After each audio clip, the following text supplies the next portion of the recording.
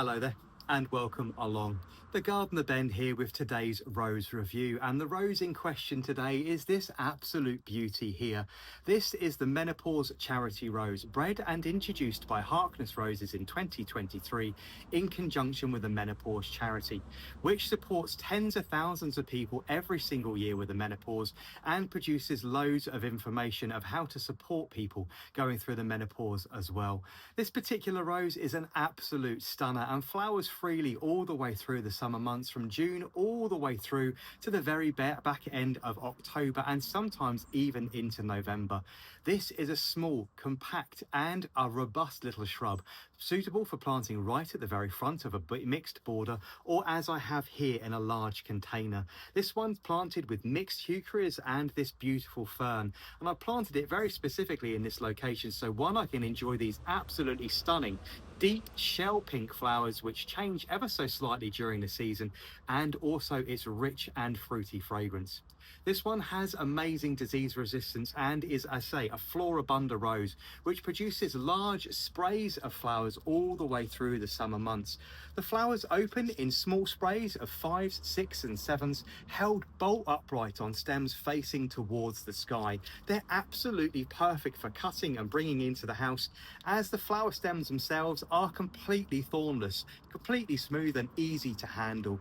The flowers themselves measure some 3.5 inches across and have this beautiful shell pink colour to them in the summer months when the temperatures are warm, the colour intensifying to a more candy pink in September and October as we go through to the very end of the summer months and into the very beginning of the autumn. The foliage is dark emerald green, high gloss and incredibly shiny in its sheen. It also has a small amount of barbing on the very backs of the leaf axils. The rose buds themselves are a deep, beautiful salmon apricot colour, and the flowers have that lovely apricot tinge flashed through the centre of the flower and also across the backs even once they've opened. The plant is going to be registered today with myself with having a medium thorn count. It has thorns on lower parts of the growth which produce its permanent framework. This one coming up to a very reliable 3 feet in height and around 2.5 to 3 feet wide. So I'd say absolutely perfect for growing at the very front of a border or in a large container, whether on its own or mixed with other things, but flowering freely all the way through the summer months. Another nice quality is it produces burgundy, red and scarlet growth tips, not only at the beginning of the season as the plant comes into leaf, but also all the way through the season as the plant comes in and out of flower. And you can see these are the dead heads I removed earlier on in the year, and now as it comes back into flower, we've got beautiful burgundy, red and scarlet growth tips once again.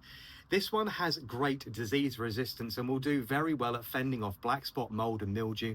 Suitable for growing in a particularly challenging location as well. Harkness roses are famed for their disease resistance. So if you have a location in the garden that's particularly stony, the soil is particularly poor, or whether it doesn't get a huge amount of sunlight, maybe just 4 or 5 hours of direct sunlight per day, or not a huge amount of water, the Menopause Charity Rose is one that you might want to consider, especially if you're looking for a smaller and compact rose right for the very front of a border. The fragrance on this one is absolutely exceptional. It's rich, fruity and fresh, and will be registered with a 7 out of 10 for fragrance rating today. Registered with also a medium thorn count and a 7 for disease resistance. This one is the Menopause Charity Rose, supporting the Menopause Charity from Harkness Roses.